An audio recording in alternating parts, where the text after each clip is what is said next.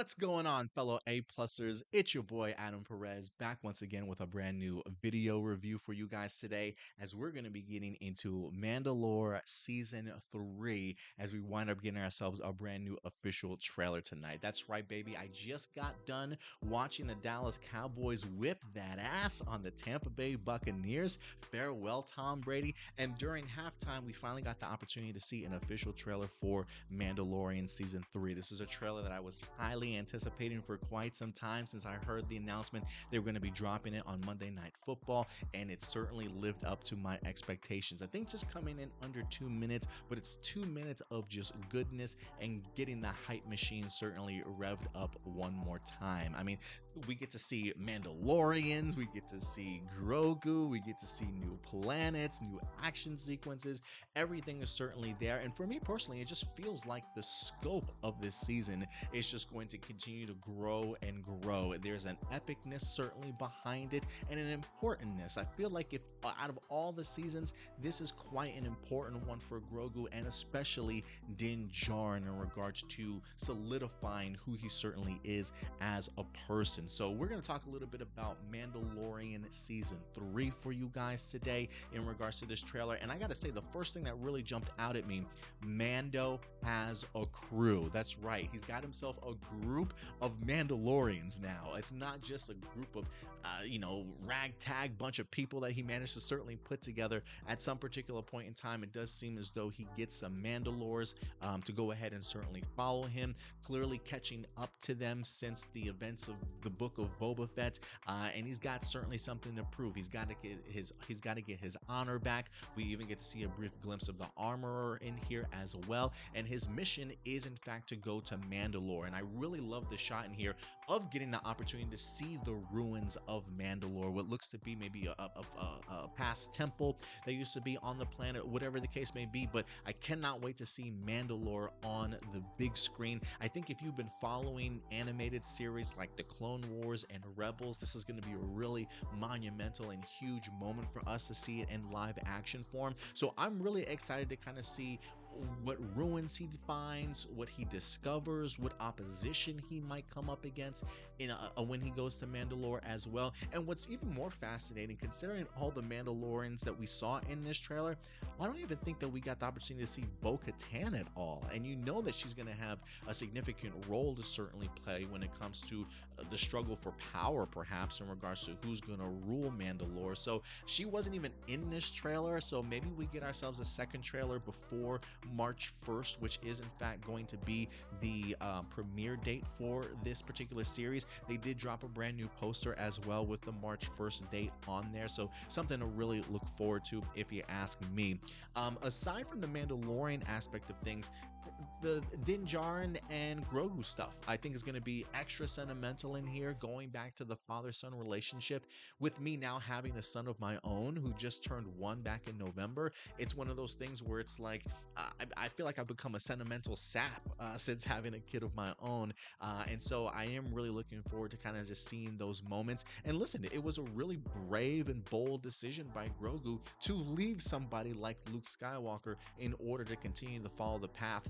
This is the way of the Mandalorians, and continue to stick by the side of Din Djarin. So that's going to be great stuff, seeing Din continue to raise him and teach him about the galaxy, his way around the galaxy, so he certainly doesn't get lost, really prepping him for certainly what's to come. And it doesn't seem like Grogu's a slouch anymore. I mean, homeboy literally has his own hovercraft, his hover, whatever you want to call it, clearly taking care of a bad guy that tries to attack him at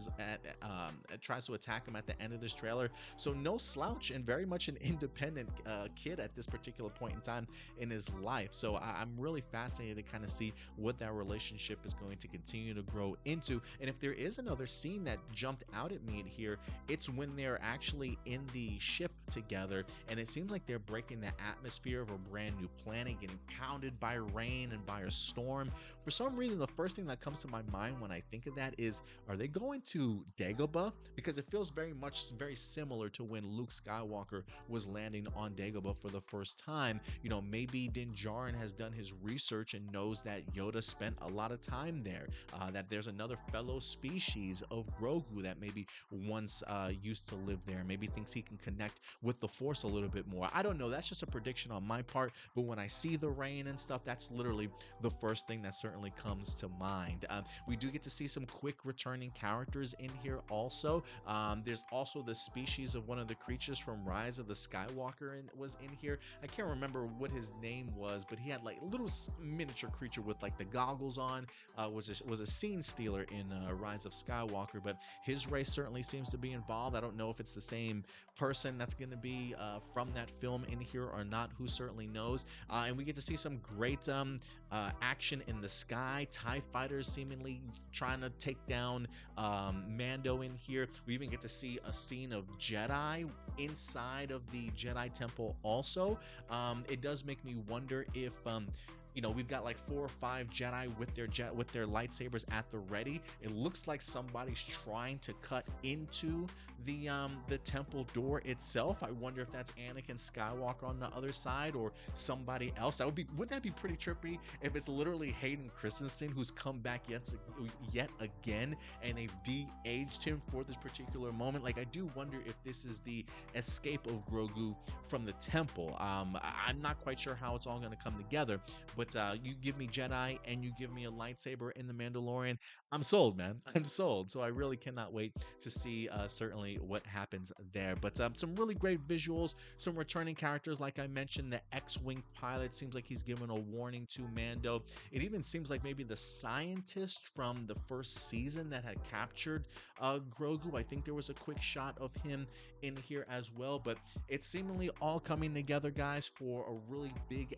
epic season when it comes to The Mandalorian, and I think one of its most important. I do not think this is the last season by far, but I definitely do think it's a pivotal one going into the next season, certainly going forward. So again, guys, March 1st is the big day. Mark your calendars. I might actually go back and re-binge seasons 1, 2, and maybe the last 3 episodes of Book of Boba Fett. I'm not going to sit through that whole entire miniseries by myself, but great stuff overall, if you ask me, guys, and I'm honestly pumped for this particular series. But listen, at the end of the day, these are just my A+ opinions. I want to know yours. If there's anything that I missed that you guys want to go ahead and further continue to talk about, feel free to let me know your thoughts in the comment section box below, guys. And until then, do me a big favor. As always, take care of yourselves, take care of each other, and keep it A+. May the Force be with you. I'll talk to you later. Bye.